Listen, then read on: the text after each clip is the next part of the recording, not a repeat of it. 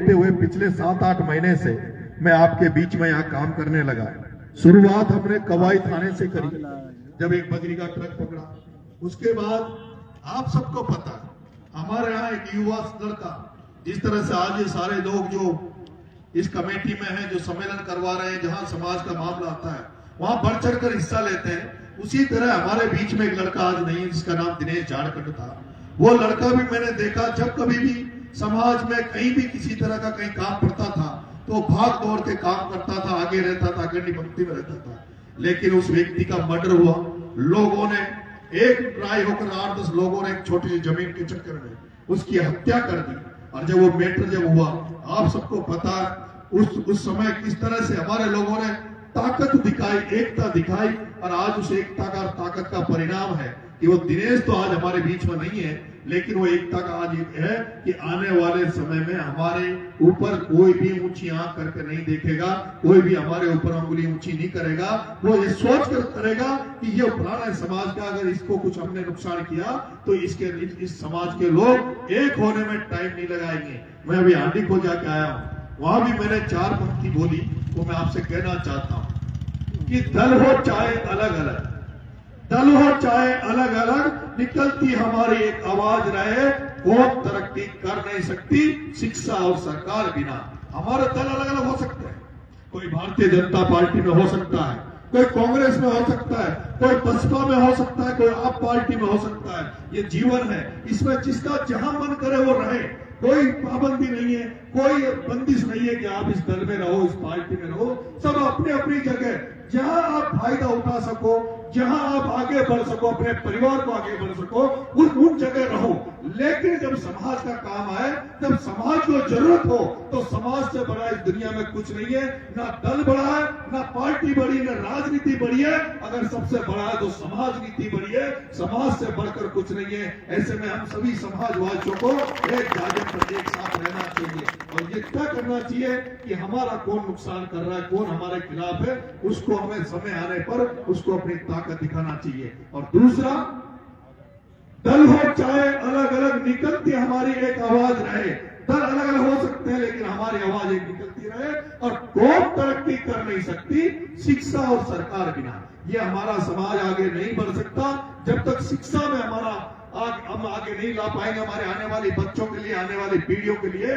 जब तक शिक्षा का हम और उनके घर घर नहीं पहुंचाएंगे, जब तक बच्चों को लिखा पढ़ाकर आगे नहीं बढ़ाएंगे, तब तक इस समाज का भला होने वाला नहीं है। और तीसरा, जब तक सत्ता आपके पास नहीं रही, आपके पास आज कर्मचारी हमारे बहुत से हैं, आज हर गांव में मास्टर मिल जाएंगे, पटवारी मिल जाएंगे, थानेदार मिल जाएंगे, बहुत सारे नौकरी वाले हमारे पास मिल जाएंगे, हमारे यहाँ राजनीति में सरपंच मिल जाएंगे, पंचायत समिति सदस्य मिल जाएंगे, जिला परिषद सदस्य मिल जाएंगे। लेकिन सत्ता जब तक आपके हाथ में नहीं होगी, क्योंकि एक जमाना था जब राजा महाराजा एक दूसरे राजा महाराजा बनने के लिए गढ़ों पे हमला करते थे, तलवारें हथियार ले लेके जाते थे और लोग मरते थे जब राज मिलता था। अब राज वोट से मिलता है। ऐसे में जब आप राज में आ जाओगे, सत्ता आपके हाथ में आ जाएगी।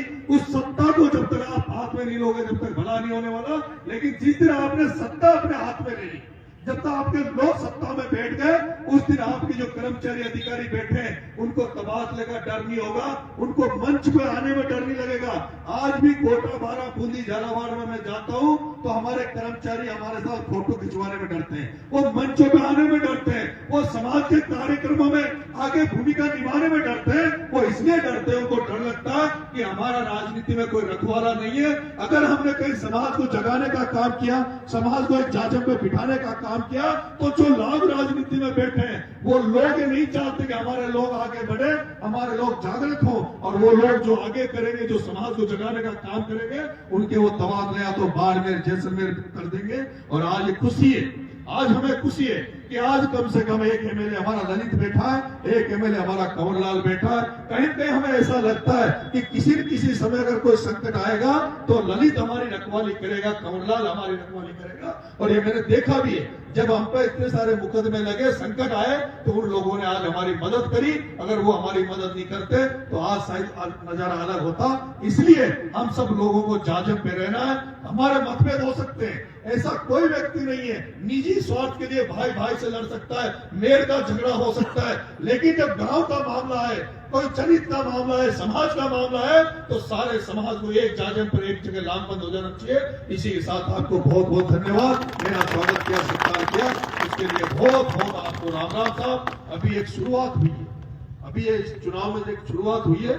मेरा तो ये मन है, आप जब सवाई माधोपुर, करौली, दौसा जाके देखना वहां किस तरह से वहां जो डायरेक्ट का टिकट लेने वाले, जिला परिषद का टिकट लेने वाले, प्रधान बनाने वाले, प्रमुख बनाने वाले सब हमारे लोग हैं। अगर किसी को बीजेपी में कुछ बनना है तो किरोड़ी लाल जी के दरवाजे पे जाएगा, अगर किसी को कांग्रेस में कुछ बनना है तो नमोनाथ जी, हरीश मीणा, मुरारी लाल जी के दरवाजे पे जाएगा। लेकिन इस हाड़ौती में हमारी इतनी बड़ी संख्या होने के बावजूद भी हमें डायरेक्ट का टिकट लेना है, बीजेपी में हमें डायरेक्ट का टिकट लेना है, जिला परिषद का टिकट लेना है, प्रधान प्रमुख बनना है, तो हम किन लोगों के दरवाजे पे जा रहे हैं? कांग्रेस में हमें अगर कुछ नेता बनना, हमारे समाज में किसी को आगे बढ़ाना है तो वो किन के दरवाजे पे जाना है? इसलिए मैं तो चाहता हूं, चाहे वो बीजेपी हो या कांग्रेस हो, बीजेपी में भी हमारे लोगों को मजबूत करो और कांग्रेस में भी हमारे मजबूत करो। कोई तीसरी पार्टी का है उसमें भी हमारा व्यक्ति अगर आ गया है तो उसको भी मजबूत करो।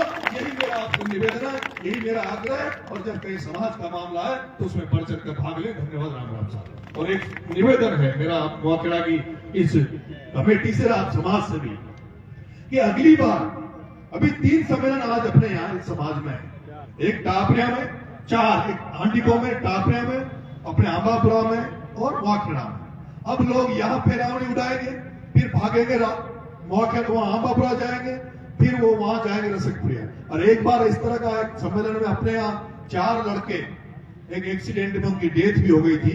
मेरा एक सुझाव है, मेरा ये कोई प्रेशर नहीं है, मेरा ये सुझाव है कि अगली बार, अगले साल के लिए अगर जो गांव सम्मेलन करना चाहे, जैसे मोखेड़ा करना चाहे, आंबापुरा करना चाहे, टापरिया करना चाहे, कोई और भी गांव, नया गांव करना चाहे, ननावता करना चाहे, कोई भी गांव सम्मेलन करना चाहे, आप सब लोग मिलकर एक जाजम पर सारे पटेल बैठ जाओ और ये फैसला कर लो कि एक वो गोटी निकाल लो, सबकी पर्ची डाल लो कि भाई एक ही समाज में एक ही जगह कार्यक्रम करो।